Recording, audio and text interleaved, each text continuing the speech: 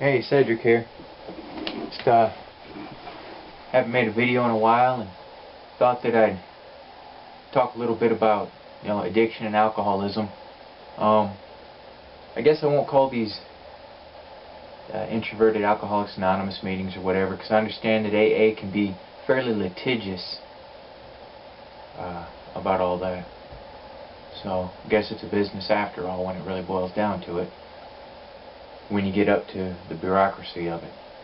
So what I'll do is just speak in terms of my own addiction and addictions, alcoholism, drugs like that, and different struggles that we may come across. I was thinking about it because there are steps and thoughts that lead up to us satiating our addictions. Okay. The act itself isn't the only aspect of it that we should explore. Okay. There's a tension that mounts, and it's a cycle, and we'll feel that tension. And I'll speak for myself. I will feel that tension begin to mount, and I'll make little decisions, seemingly meaningless and inconsequential decisions, that are actually a little series of mental and emotional turns that I'm making, and each one narrows down the available options that I am able to see or experience. So I'll slowly paint myself into a corner with those until there I am, standing in front of the beer cooler, the whiskey, the vodka, or cigarettes or drugs. This is the nature of addiction. Okay? This does not mean that you're a weak person. It does not mean that I am a weak person. When we're hurt as a child, or even as an adult, that hurt leaves scars, wounds, if you will, on our psyche, alright? On the very thing that makes us who and what we are. It is a change right down to a cellular level. That is the nature of trauma. It is a mutation, if you will. Okay? It will concrete and fix pathways of behavior into place. So we have a hardwired cellular response to certain circumstances. Addiction can hijack that. Okay? It can hijack the reward pathway. It hijacks our lizard brain, our hindbrain, the part of our brain that deals with the very basest of human instincts. Okay? Hunger, the need for food, for water, for sex, okay? For shelter. Addiction and the methods of fulfilling that addiction, whether it be alcohol, drugs, the internet, food, all of these things, sex, drugs, rock and roll, okay? The addiction causes the reward pathway to be hijacked. And for this addiction, the fulfilling of that addiction to become as a need. So it is felt as such. It is a craving that just reaches deep inside, beyond any bodily craving, where an addict will forego food and the very sustenance of life, okay, to fulfill their addiction. This is not who the person really is.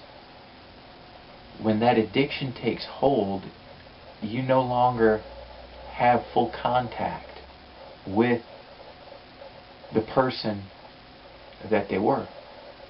It's impossible. It would be very much akin to hoping to have a rational conversation with a friend of yours who is starving to death, because that's what an addiction causes them to think, to feel on a subconscious primal level. If someone is starving, you're not going to have a rational conversation with them because their survival instinct is kicked in, and that's what addiction does. It kicks in this need. Okay? So I want you to understand that first. We're talking about the mechanics of it. Alright? The science of it. So these steps that lead up to it is that hindbrain. It's remembering. It's remembering that the reward pathway was tickled and dopamine was released and how good it thought that it felt. Alright? It's remembering those things. It's having little phantom itches, if you will. And when that tension mounts, it's attempting to take a fixed pathway of behavior. It's attempting to lead you back into addiction. Alright? You have to fight those. Now, I don't know if a fixed pathway of behavior can be changed as such, but I think that it can be rerouted. So if the end result is a dopamine release, satiation of addiction, okay? Can we, if we choose to put in the work and recognize those little series of mental turns, if we recognize them when they start, we recognize how we feel, that we're beginning to feel trapped, like a forward impetus, a compulsion beyond anything natural, okay? If we recognize that and we step back, now, can we reroute so that rather than going from seemingly inconsequential thoughts and emotional turns, mental turns, to the first step of a fixed pathway of behavior, to satiation of addiction via chemical substances, food, gambling, this. Now, what if we can detour, okay? This is what I did, and it's most self-imposed behavioral modification. I used exercise. Sometimes to a point where anybody who saw me questioned whether or not I was mentally sound. Now, I'm not saying that you need to go that far. I probably did not, but that's the nature of who I am. When those came on, and the anxiety that would come with it, that compulsion, that heart beating, borderline fear, I would exercise. Push-ups, jumping jacks were one of my favorites. And I would reroute it where that was my fix. And I would push it until runner's high kicks in, or that dopamine release that comes from strenuous effort. Squats are one of your best for that. Any muscular effort will put loose a little bit of dopamine. Exercise. Try my Zombie Fighter Django workout, you know, it's worked for me. You are not a weak person. Okay? You have a hole inside of you that was left by wounds that you received when you were younger. Okay? Somewhere along the line you were hurt. Or perhaps you have a genetic predisposition toward addiction, which I don't really think exists. I think that if we really did studies and were able to get 100% honest answers, we would find that every person who suffers from addiction, problems with any kind of addiction, we would find that they suffered a trauma, a traumatic event somewhere along the line. They witnessed something terrible, they were hurt, neglect. Alright? Neglect leaves the same chemical, cellular, emotional scars as being struck does. Being ignored. It is a terrible thing.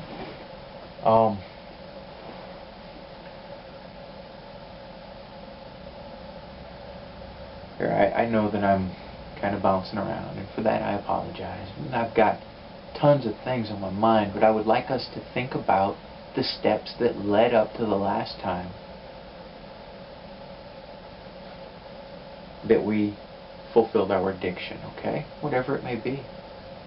I would like you to think about that, and I'm going to think about that as well. Those steps that led us there. Now, on a positive note, I would also like us to examine the steps that led up to any successes. The times where we did not. Okay?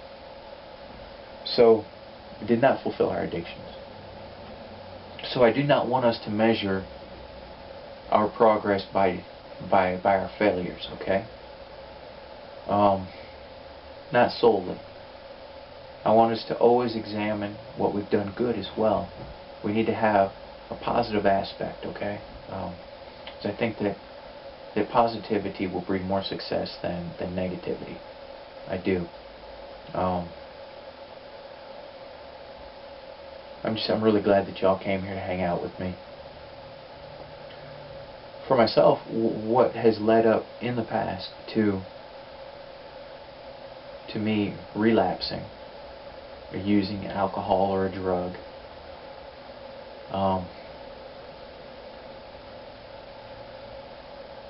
would be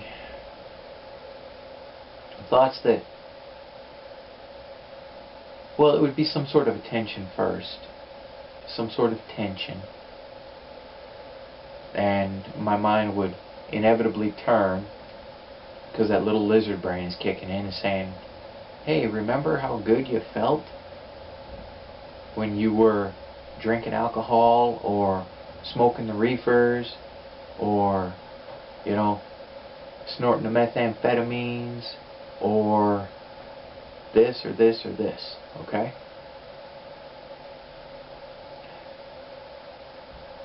My mind will inevitably turn to that lizard brain will, and it'll be, hey, what do you think about this? And a lot of times it'll be very obtuse, an obtuse pathway where maybe I'll try to, or I'll get touchy and attempt to make a confrontation happen, so that then I've got an excuse, like, to take the next step. And it doesn't seem like it's connected, but oftentimes it is. You know, it's very easy to say, well, this has gone wrong, so why should I give a shit about this? Oh, now this has gone wrong, so why should I give a shit about this, this, this, and this? And next thing I know, I've narrowed down the options that I can see, and here I am. Alright? Now, before you attempt to judge me for me using drugs in the past, a long time in the past, think about where I came from.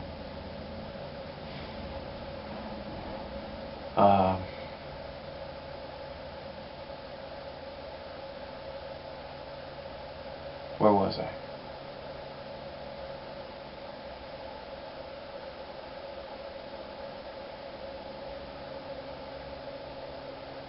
Poop.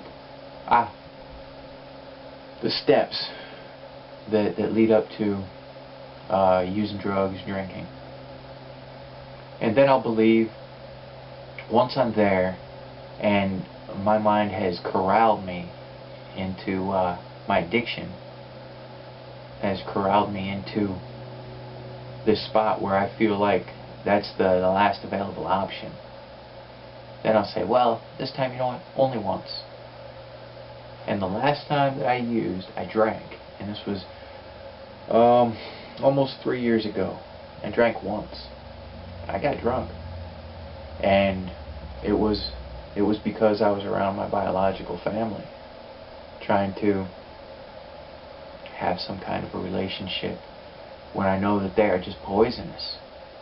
They're just bad for me. Just bad. Never good. And this whole idea, you know, it was mostly my wife saying that family's important and crap like that. Well, family's only important if they're good for you. If they're bad for you, they're not. You do what's best for you, just like I had to do. But I got drunk, and I was very lucky that I was able to exercise my will and step back from that, and the next day not use it as an excuse to get drunk again or this or that. I got drunk and it was ugly, just like always. Before that, I had like 7 years without a drink and 10 years without any drugs. So I burned that up. But that's the honesty aspect of it, you know, where I'm not going to hide. I'm not going to say, oh, that one time doesn't count, because it did. It was big. And now it could have been a failure, but instead it was a lesson for me. That once I put myself in front of that, once I allow myself to make those turns and put myself in front of it, I have very little power. And once I even pick it up, I have lost power. It's gone. It's another me that is taken over. It's this hungry, craving golem of a motherfucker hanging out in there, you know, like just single track mind, little foul, corrupted creature. So I don't want to be that creature. I'd encourage you all to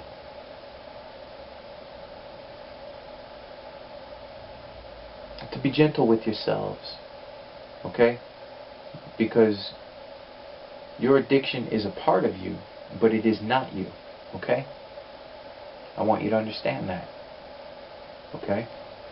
That you do not have to live under the sway of that foul, corrupted creature, alright? And I would also like you to think about good aspects of yourself, okay? I would like you to think about some positive things of yourself and say them out loud when no one's around. Say them to yourself. Give yourself some hey good jobs, alright? Thank you for coming by and hanging out with me, and we'll do this again soon, okay? Be good to yourselves.